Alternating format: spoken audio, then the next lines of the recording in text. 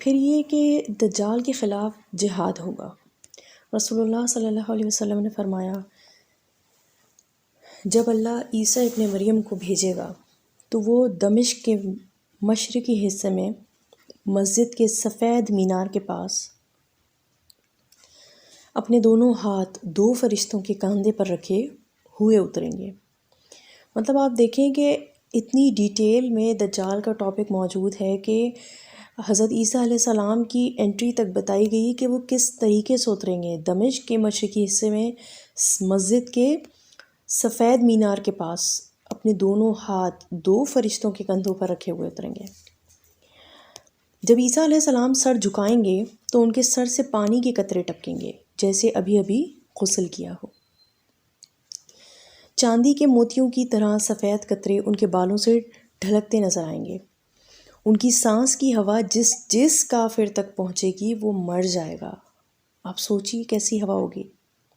حضرت عیسیٰ علیہ السلام کی سانس کا اثر وہاں تک پہنچے گا جہاں تک ان کی نگاہ پہنچے گی، جہاں تک وہ دیکھ سکیں گے وہاں تک ان کی سانس جائے گی۔ آپ سوچیں کہ ایسا معجزہ ہے یہ کہ جہاں تک ان کی نظر جائے گی وہاں تک ان کی سانس جائے گی، اور جہاں تک ان کی سانس جائے گی جس کافر پہ وہ پڑھے گی، جس کافر تک وہ پہنچے گی وہ مر جائے گا۔ آسمان سے نازل ہونے کے بعد حضرت عیسیٰ علیہ السلام دجال کو تلاش کریں گے اور لد کے مقام پر اسے قتل کر دیں گے۔ اسے مسلم نے روایت کیا ہے۔ اب اگر آپ تھوڑی سی چیزوں کو انالائز کریں نا تو لد کا مقام جو ہے وہ آج اسرائیل کا ایئرپورٹ ہے۔ اسرائیل قائم ہو چکا ہے، وہاں پر دجال کی ساری تیاریاں ہو چکی ہیں، وہاں پر وہ درخت بھی اگائے جا چکے ہیں جو ان کو بچائیں گے۔ تو آپ سوچیں گے کتنی حد تک ان کی پریپریشن جاری ہے کہ دجال کے آنے کی اس کے ظاہر ہونے کی ان کے بچاؤ کی وہ تیاری کر چکے ہیں۔ جبکہ آپ ہمارا حال دیکھیں، کیا ہم نے اپنی تیاری کر لی ہے؟ کیا سورہ کہف ہم سب کو یاد ہے؟ سب کو یاد ہے، تمام مسلمانوں کو یاد ہے۔ کیا دعائیں ہر مسلمان مانگتے ہیں؟ ہر مسلمان مانگتا ہے، ہر نماز کے بعد مانگتا ہے۔ اگر ہم ہر مسلمان کی جگہ اپنے آپ کو ہی رکھ کے سوچیں کہ کیا ہم ہر نماز کے بعد دجال سے حفاظت کی دعائیں مانگتے ہیں؟ جس مقام پر دجال بھاگے گا نا، مطلب جہاں سے اس کو بھاگنا ہے وہاں پر انہوں نے ایئرپورٹ بنایا ہے، اور دنیا کا سب سے زیادہ ٹیکنالوجی سے بھرپور ایئرپورٹ ہے وہ۔ اب احادیث تو بہت ساری ہیں لیکن میں نے یہاں پر بہت کم شیئر کیے ہیں، جتنی پاسبل تھی وہ شیئر کیے ہیں۔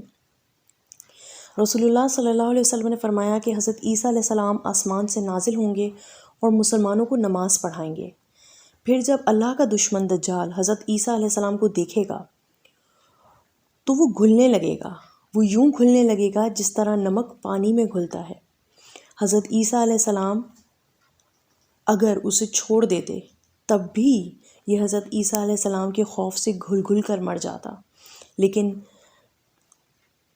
لیکن اللہ اسے حضرت عیسیٰ علیہ السلام کے ہاتھوں قتل کروائے گا، اور حضرت عیسیٰ علیہ السلام اپنے نیزے پر دجال کا خون لوگوں کو دکھائیں گے۔ اسے بھی مسلم نے روایت کیا ہے۔ اب تو نیزوں کا دور نہیں ہے، لیکن اللہ جانتا ہے کہ کسی خاص قسم کا وہ نیزہ ہوگا جو حضرت عیسیٰ علیہ السلام کے پاس ہوگا، وہ نشانہ بنائیں گے اور لوگوں کو بھی دکھائیں گے، یہ اللہ بہتر جانتا ہے۔ اللہ تعالیٰ نے جب حضرت عیسیٰ علیہ السلام کو آسمانوں پر اٹھایا تھا تو اس وقت کے لوگوں کے لیے بھی توحید کا سبق تھا، اور جب وہ دنیا میں واپس بھیجے جائیں گے تو وہ بھی ایک مقصد کے ساتھ، ایک ٹاسک کے ساتھ بھیجے جائیں گے کہ انہیں دجال کو قتل کرنا ہے۔ دجال کے خلاف جو جہاد ہوگا نا اس میں ایک یہودی بھی نہیں بچے گا، سب کے سب مارے جائیں گے۔ آپ صلی اللہ علیہ وسلم نے فرمایا قیامت قائم نہ ہوگی یہاں تک کہ مسلمان یہودیوں کے خلاف جنگ کریں گے، جس میں مسلمان یہودیوں کا قتل کریں گے، حتیٰ کہ اگر کوئی یہودی کسی درخت یا پتھر کے پیچھے چھپا ہوگا تو پتھر یا درخت بولے گا اے مسلمان اللہ کے بندے ادھر آ، میرے پیچھے یہودی چھپا ہے، اسے قتل کر دے۔ آپ صلی اللہ علیہ وسلم نے فرمایا غرقت کا درخت ایسا نہیں کرے گا کیونکہ وہ یہودیوں کا درخت ہے۔ اسے مسلم نے روایت کیا ہے۔ اچھا، یہاں پہ میں نے آپ کو ایک درخت کا نام لیا جسے غرقت کہا۔ یہ درخت بیسیکلی ایک کانٹے دار درخت ہے اور بیت المقدس کے قریب یہ عام طور پر پایا جاتا ہے۔ یہودی اسے اپنا قومی درخت کہتے ہیں اور یہ بہت زیادہ اسے اگاتے ہیں یہودی لوگ، اور صرف یہ واحد درخت ہے جو انہیں سپورٹ کرے گا، ورنہ اس سرزمین کا ہر پتھر، ہر درخت بولے گا کہ میرے پیچھے چھپائے، کیونکہ وہ بھاگیں گے اور بھاگ کے پناہ لیں گے نا، چھپیں گے مسلمانوں سے، تو وہ بولیں گے میرے پیچھے چھپائے، سے مار۔ لیکن صرف غرقت کا درخت انہیں نہیں بتائے گا، اور ایک ایک یہودی اس کے نتیجے میں مارا جائے گا۔ اس سے یہ پتہ چلتا ہے کہ وہ جتنے بھی یہودی ہیں وہ اس جگہ پر موجود ہوں گے، سارے کے سارے ایک ہی جگہ پر ہوں گے، اور جو لوگ بھی حضرت عیسیٰ علیہ السلام کے ساتھ مل کر جہاد کریں گے انہیں جنت کی بشارت ہے۔ آپ صلی اللہ علیہ وسلم نے فرمایا میری امت کی 2 جماعتوں کو آگ سے محفوظ فرمائے گا اللہ تعالیٰ، میری امت کی 2 جماعتوں کو اللہ تعالیٰ آگ سے محفوظ فرمائے گا۔ ایک جماعت وہ جو ہندوستان کے خلاف جہاد کرے گی، اور دوسری جماعت جو حضرت عیسیٰ علیہ السلام کے ساتھ مل کر دجال کے خلاف جہاد کرے گی۔ اسے سنن نسائی نے روایت کیا ہے۔ اب یہ کہ فتنہ دجال بہت بڑا فتنہ ہے، ٹھیک ہے، اس سے بچنے کی ہمیں دعائیں کرنی ہیں، اور حدیث میں ایک دعا بھی ملتی ہے جو میں آپ کے سامنے رکھ رہی ہوں۔